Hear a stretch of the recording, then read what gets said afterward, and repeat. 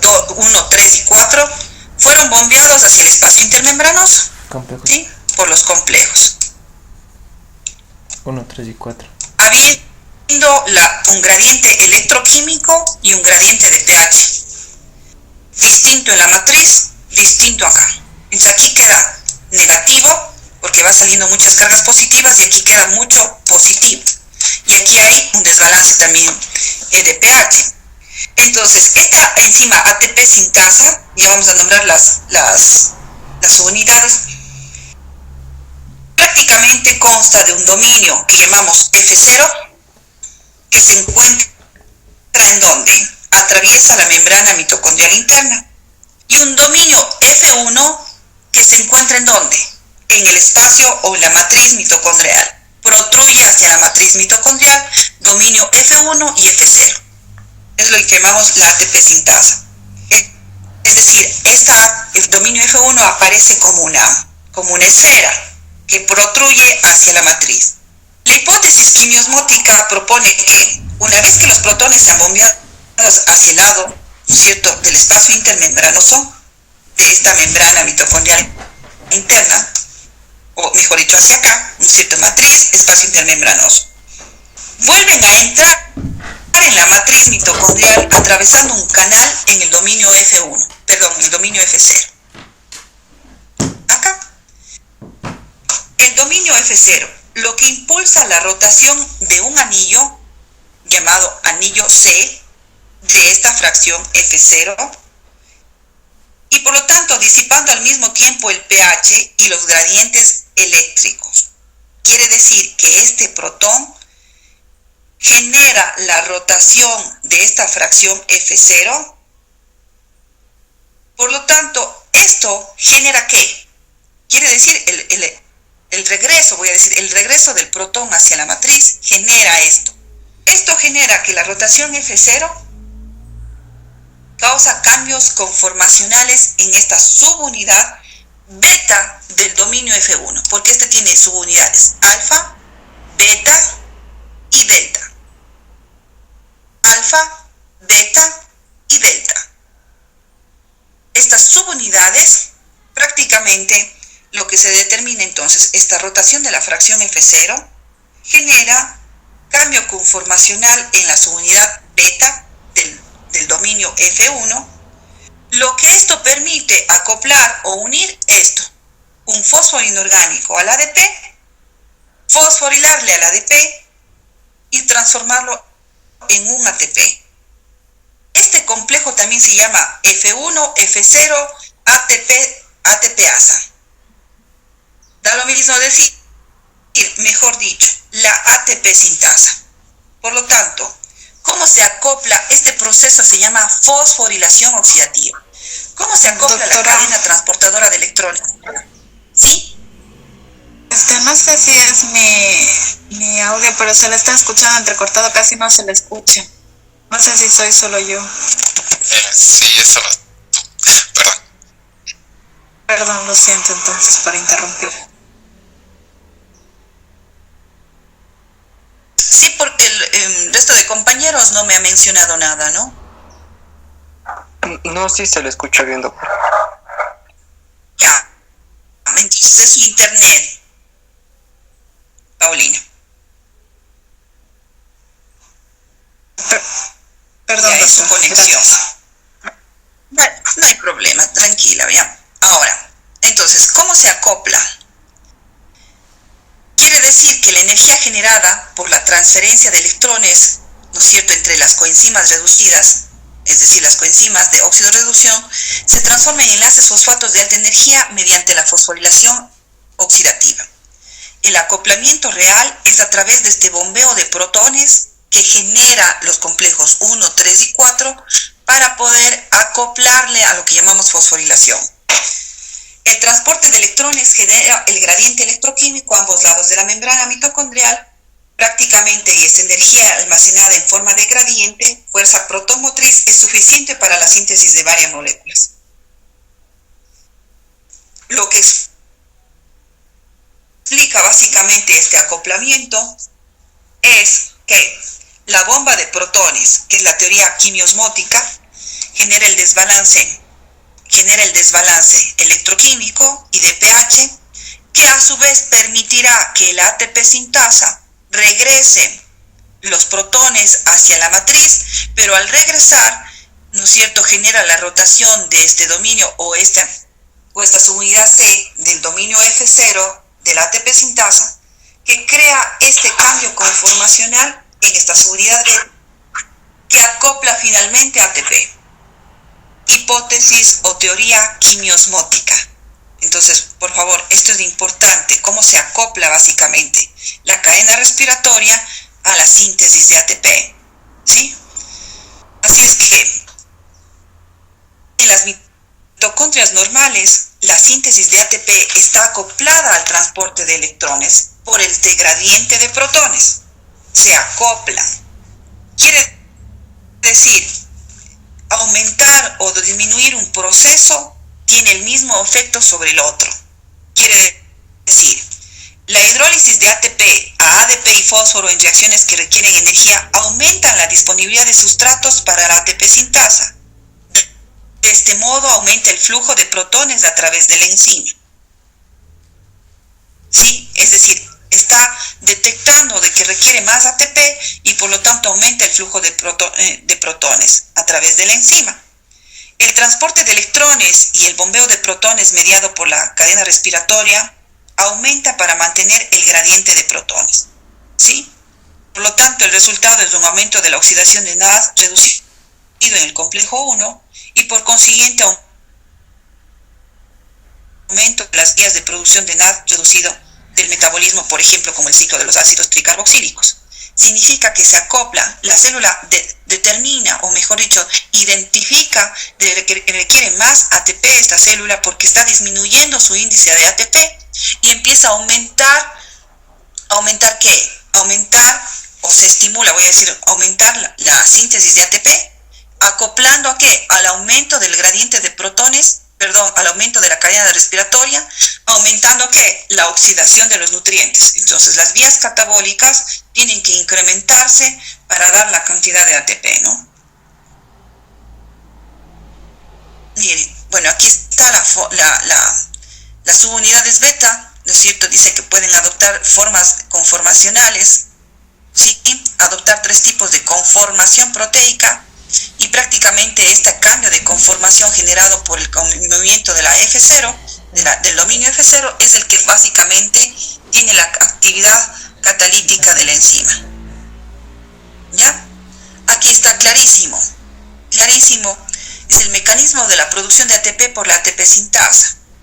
El complejo F0, que tiene unas subunidades de aquí una proteína C, y los protones que pasan de las unidades de acá, del disco C, hacen rotar el disco y prácticamente esto genera ¿qué? Esto genera movimientos o conformación, cambios en las fracciones de acá y finalmente cambios de la conformación de las subunidades beta. Las subunidades beta captan de manera secuencial el ADP y el fósforo para formar ATP, ¿sí? Y por lo tanto tenemos una síntesis de ATP. De este modo se generan moléculas de ATP por cada revolución, por decir. ¿Cuántas? 3 ATPs. Eso es muy importante. Por cada par de electrones que caen en el NAD, tiene la energía o el bombeo de protones suficiente para la síntesis exactamente, decimos, de 2.5 ATPs. Por cada molécula de agua sintetizada. Es decir, par de electrones que caen acá, par de electrones que caen al complejo 1, una molécula de agua y 2.5 ATPs. Par de electrones que caen al complejo 2, ya no hay este bombeo de protones acá. ¿Sí? Por lo tanto, la energía que se libera aquí se acopla nada más a la producción de 1.5 ATPs. Índice PO. Por cada molécula de agua, voy a poner acá.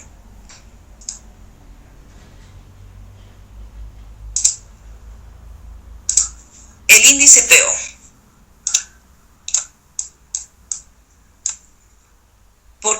de electrones que caigan en el complejo 1, se forman 2.5 ATPs por cada molécula de agua formada. Si el par de electrones caen en el complejo 2, hay síntesis de 1.5 ATPs.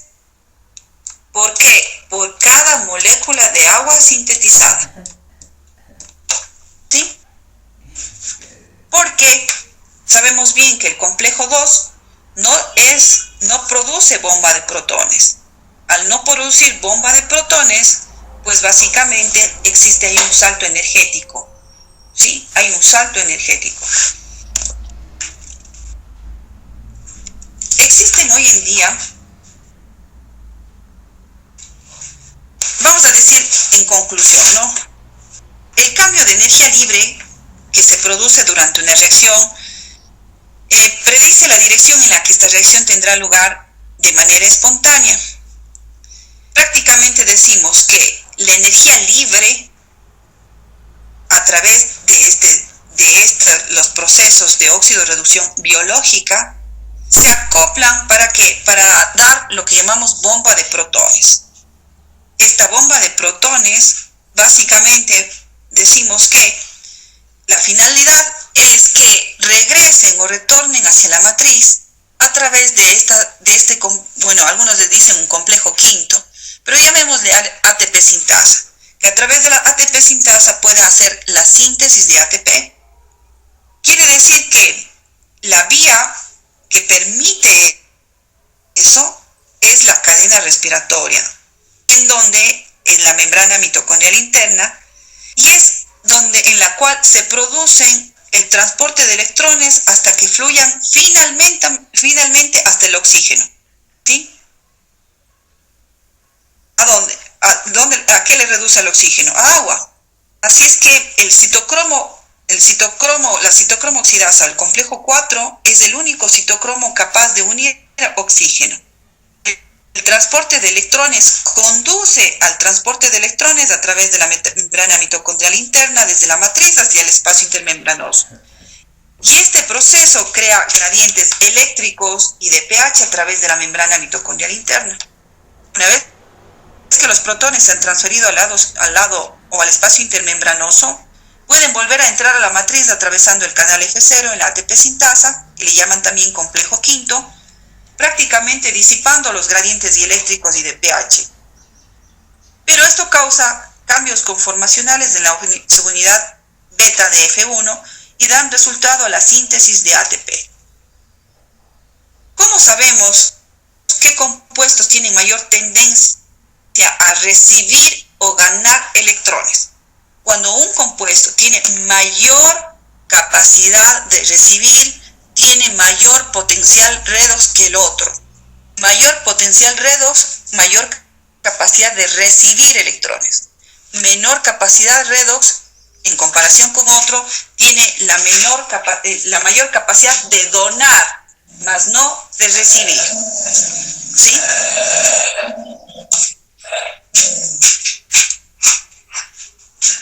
Ya. Existen, perdón un momentito que está aquí.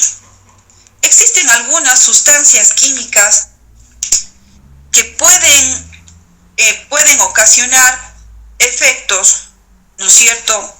Prácticamente decimos unos efectos de inhibición de la cadena respiratoria. Ejemplo, el cianuro o el monóxido de carbono. Estos generan una inhibición irreversible de la citocromo oxidasa. ¿Qué genera con ello? Los electrones no fluyen hacia el oxígeno molecular. ¿Cuál es el efecto directo sobre esto? Que las moléculas quedan desprovistas de suficiente cantidad de ATP.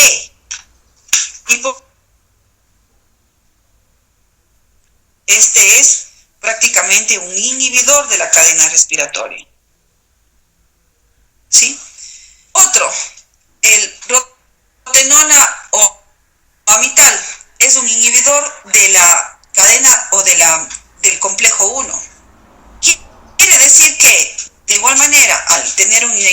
enzimática los electrones no fluyen en su camino. ¿Cuál es el resultado de esto? El resultado de esto es que el resultado es la inhibición en la síntesis de ATP. Porque finalmente, ¿cuál es el proceso de objetivo final de esta cadena respiratoria? La cadena respiratoria tiene como objetivo finalmente ¿qué? Finalmente, dar o brindar la energía suficiente para el bombeo de protones que luego sea utilizado para la síntesis de ATP. Ese es el punto final o el objetivo central, ¿ya? Entonces, básicamente decimos, ¿por qué las células mueren? Al no tener, pues, la cadena respiratoria activa, no hay una síntesis de ATP y por lo tanto la célula muere. Aquí también, en este caso, por ejemplo, ¿por qué una célula desprovista de oxígeno? Que esto es importantísimo ya en el ámbito clínico. Prácticamente, si nosotros no tenemos oxígeno molecular, ¿cuál es la molécula entonces, que es la molécula que atrae los electrones para que funcione esta cadena respiratoria? No existe. Y por lo tanto, no existe esta síntesis de ATP y la célula muere. Quiere decir que el transporte de electrones y la fosforilación oxidativa son procesos estrechamente acoplados. Prácticamente el gradiente de protones es el intermediario común. La inhibición de un proceso inhibe al otro. Inhibo cadena respiratoria por cualquiera de estos fármacos o inhibidores y enseguida tenemos inhibición de la síntesis de ATP. Siempre es así. La inhibición de un proceso inhibe al otro. Están completamente acoplados.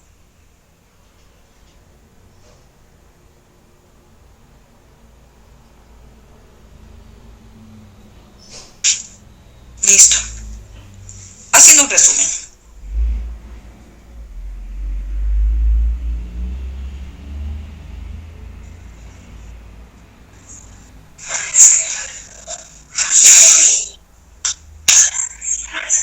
Vamos haciendo un resumen básicamente de esto.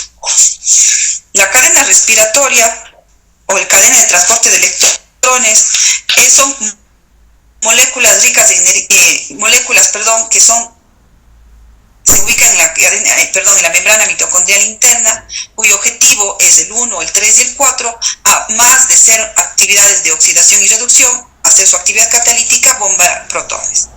Están organizados en orden creciente de potencial redox. Y siempre el que tiene mayor potencial redox, quiere decir el que está más ávido de electrones, el que tiene mayor capacidad de recibir electrones, es el oxígeno.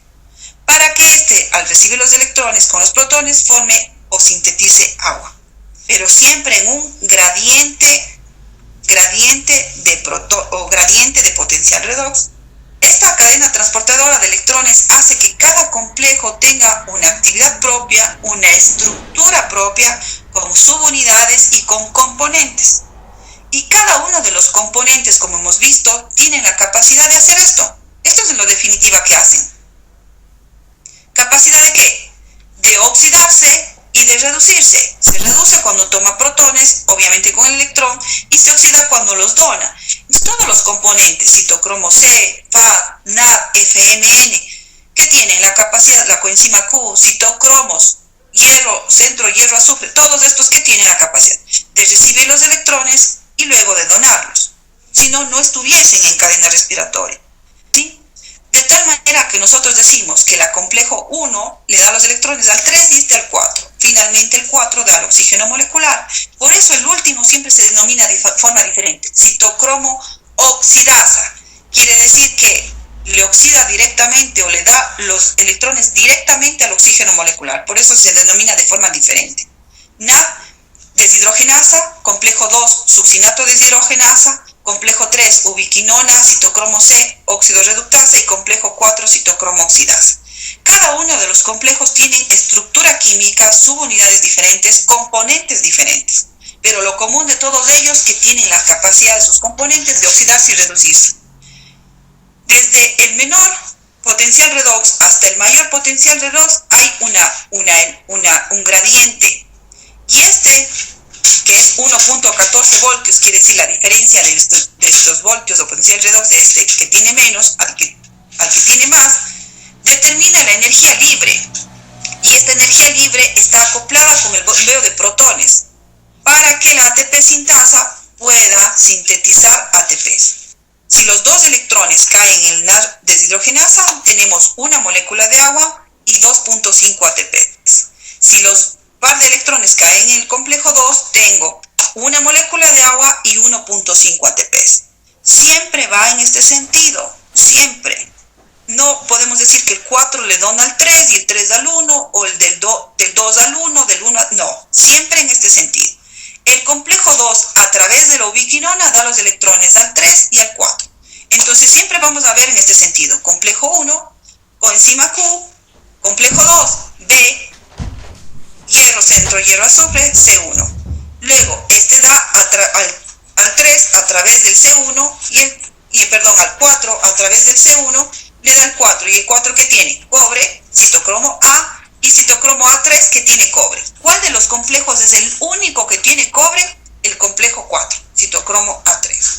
Todos estos se acoplan, entonces la síntesis de ATP, se acopla el gradiente de protones con la síntesis de ATP por la teoría quimiosmótica o llamada también fuerza protonmotriz, que determina qué es lo que realmente hace que los protones, al regresar a la matriz mitocondrial, genere todo el proceso de síntesis de ATP. Lo uno está acoplado a lo otro. Si se inhibe cadena respiratoria, se inhibe la síntesis de ATP. Si se inhibe la síntesis de ATP, se inhibe la síntesis de el gradiente por cadena respiratoria. Si la célula detecta que necesitamos más ATP, comienza a tener mayor bombeo de protones. Pero estos bombeos de protones generan mayor gradiente de electrones, o mejor, mayor cadena de transportadora de electrones. Se activa el proceso. Y por lo tanto, para que los sustratos para que podamos tener mayor activación de esto, necesitamos mayor oxidación de las vías catabólicas. Entonces es un proceso que también está regulado por la cantidad de ATP de una célula, ¿sí? Si la célula tiene suficiente ATP, es obvio decir que el resto va a haber en cambio en disminución de la cadena respiratoria, disminución de las vías catabólicas, ¿sí?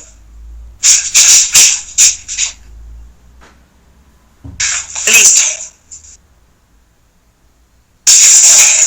Preguntas.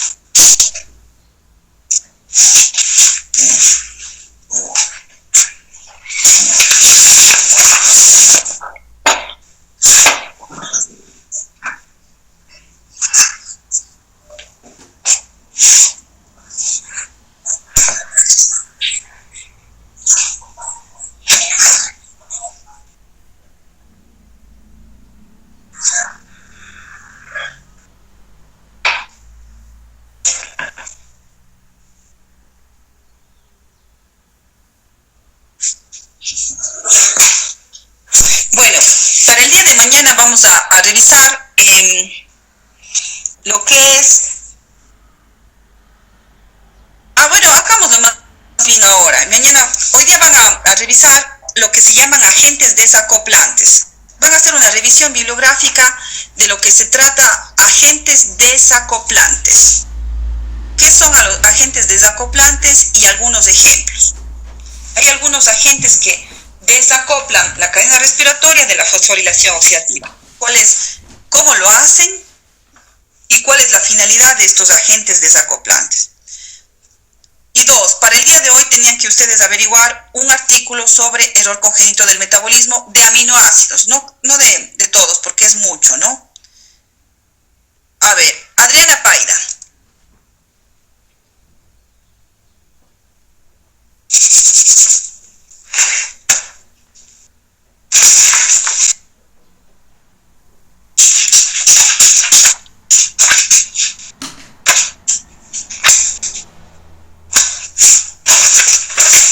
Adriana Paida.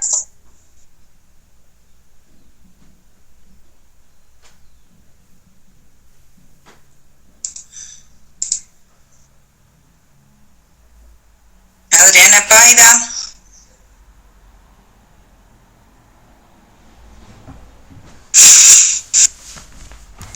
Paina. ¿Sí me escuchan?